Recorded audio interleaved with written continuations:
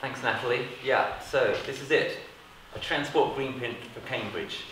This is the first of a series of reports and policy initiatives that we in the Green Party here in Cambridge are going to be issuing in the next few months on various issues across the board, environmental issues, social issues. But we decided to do this one first because, frankly, this is the most important. This is our biggest policy offer. This is the central document, you could say, of our campaign. We're going to have a manifesto for Cambridge in due course. But this is the biggest single policy offer we have because, as Natalie has already said, the transport situation here in Cambridge is serious. Opinion polls show that Cambridge residents regard transport issues as by far the most important issues facing the people of Cambridge.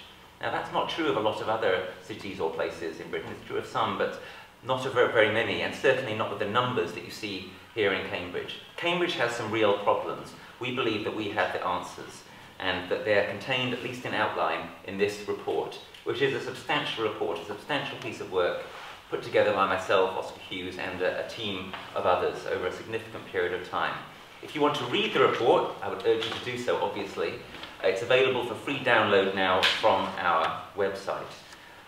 What's in it? Let me give you some highlights, and then after I've done so, I'll draw to a close and open to questions. So, the first point I'd like to make is that while this is a report about transport, our transport greenprint for Cambridge, the first thing that one needs to think about when one's thinking about transport policy seriously, as I do every day in my position as National Transport Spokesperson for us, is about reducing the need to travel, about reducing the need to use transport in the first place. That might sound slightly paradoxical, but actually it's to get it exactly the right way around. What we don't want to be all about is simply carting people from here to there and goods from here to there as much as possible and as fast as possible. That's not green, that's not sensible, that's not good for anyone's quality of life. So part of the background to this report, and something that we talk about in it and we want to investigate more in the future, is the absolute importance, when one's thinking about transport policy, of policies such as supporting high-speed broadband, including crucially in rural communities, to encourage and facilitate home working.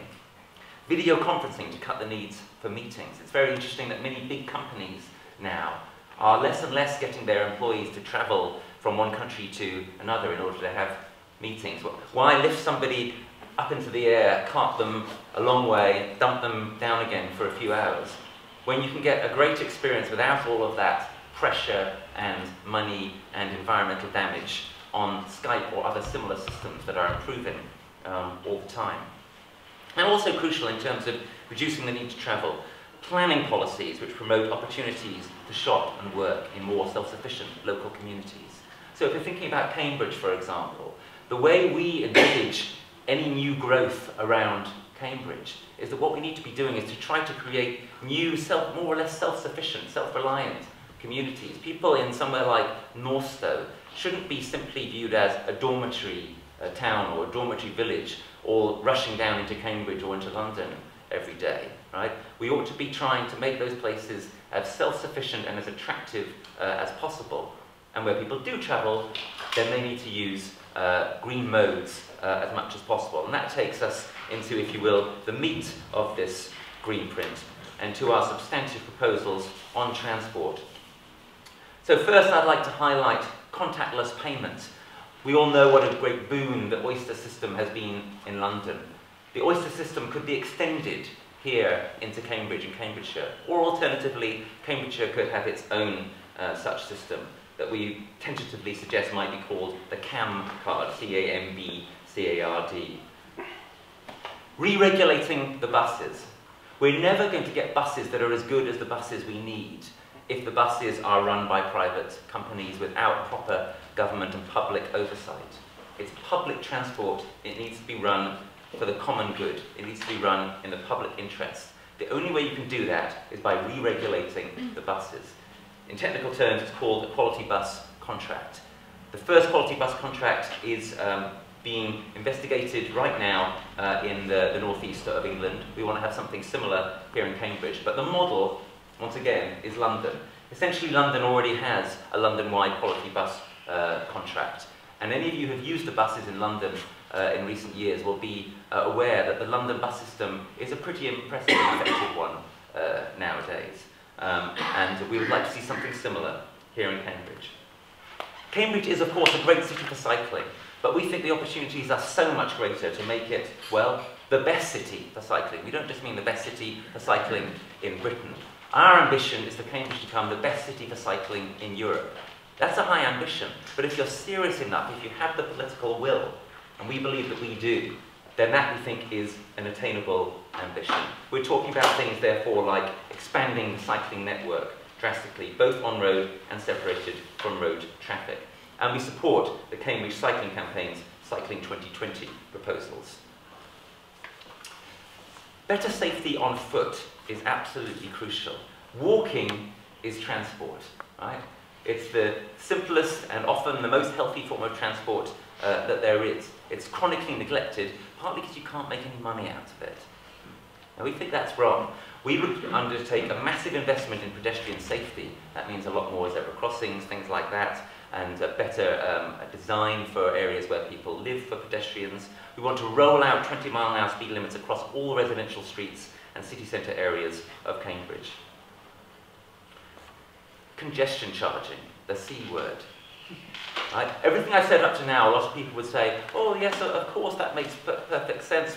We all agree with that. Well, actually they don't, right? They don't agree with re-regulating the buses. They don't agree with putting masses of money into the kinds of things I've talked about with regard to pedestrians and cyclists. But the one thing which they certainly aren't willing to do is to take the risk of doing the kind of thing that is necessary to actually make the situation here in Cambridge better. The proposals in the city deal, for example, some of the proposals are good. Some of the things they're proposing on buses and closing bits of the city centre to car traffic are good. Some of them are bad. The road expansion plans, bad. They would make things worse. Overall, in the best of all possible worlds, the city deal proposals are going to sort of just about hold the line or make it less bad to be in Cambridge than it would have been without those proposals. Maybe that's an optimistic view of it, but it might be that that's the case. What they certainly will not do is actually make things better, and that's what we want to do. We want to make the transport situation and therefore quality of life in Cambridge actually improve.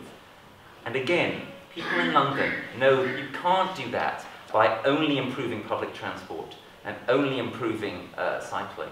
You have to actually find ways of disincentivizing over-reliance on the motor vehicle, whether it be cars or lorries. So we propose that Cambridge needs to look again at congestion charging. It was looked at a few years ago, of course. They decided against, they made a mistake.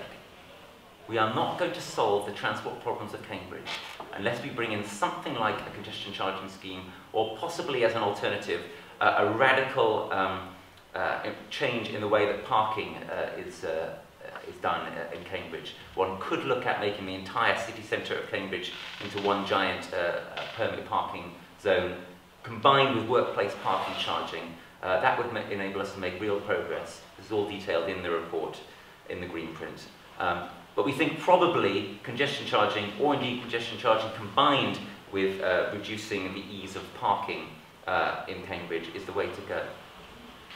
One really useful way to think about it is this. Space on roads, whether you're driving or parking, in a place like Cambridge is a precious resource, right? Space on a road in the centre of Cambridge is not the same as the same area of road on some rural road.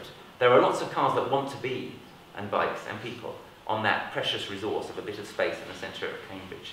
We have to find some way of, if you will, rationing that, or enabling it to make sense to people, not to overuse it, not to thoughtlessly jump in your cars. People ought to be asking themselves, if they're coming into Cambridge by car, is your journey really necessary?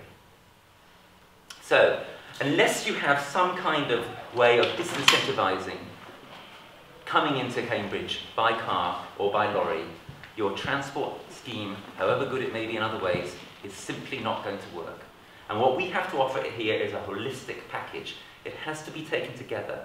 What we want to do is to improve cycling drastically, to improve conditions for walking drastically, to re-regulate the buses and make the buses here better, to improve the trains as well. I'll come to that in a moment. To do all of these things and reduce the need to travel.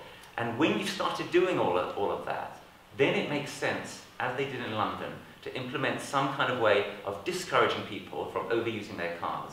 And then we might actually have a situation in the future where we don't have the kind of absolute chaos that we had here in Cambridge before Christmas, with people stuck in buses for an hour or an hour and a half trying to travel a mile and a half into or out of the city centre. That's completely unacceptable, but that's going to be the new normal unless something like these radical proposals are brought in. So it's a holistic package. It must be taken as a whole. We believe that if these proposals were implemented, which they could be if the political will was there, over a period of approximately 5 years, we believe that if that was to happen, as we want to happen, as a Green MP for Cambridge would help to make happen, as Green councillors would help to make happen here in Cambridge, then the situation for people living here in Cambridge would finally actually start to get better, and transport wouldn't be the terrible headache that it is.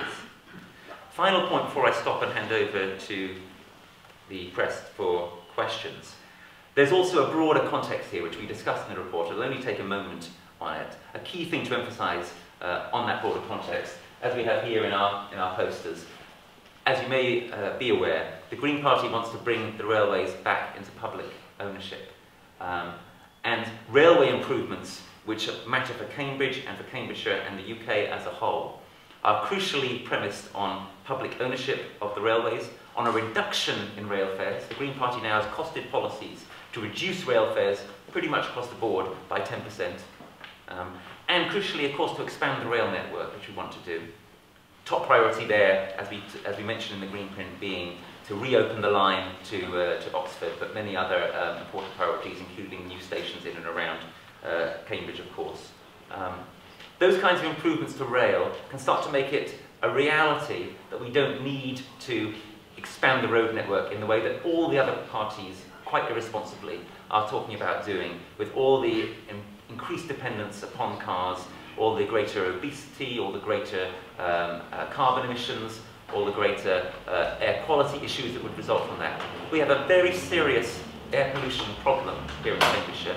The most recent year for which figures are available, 250 plus people died in a year because of air quality problems, because of air pollution here in Cambridgeshire. That's far more than died in road crashes, for example, which is itself, of course, a serious problem. Air pollution is a hidden killer. Again, we are the only ones who are making serious proposals here about how to tackle it. If you have proposals for allegedly improving transport in Cambridgeshire, which include expanding the road network, expanding the A14, etc., etc., you are committing more people to being killed by air pollution. It's as simple and as brutal as that, and we offer an alternative to that. So that's our Transport Greenprint in very, very brief. There is far, far more to it. It's, as I say, I think a very serious piece of work that we've done here. So I would urge you all to go away and read it after this, and would of course welcome feedback on it. But now what I'd like to do is hand over to the media for any questions they may have for myself or for Natalie.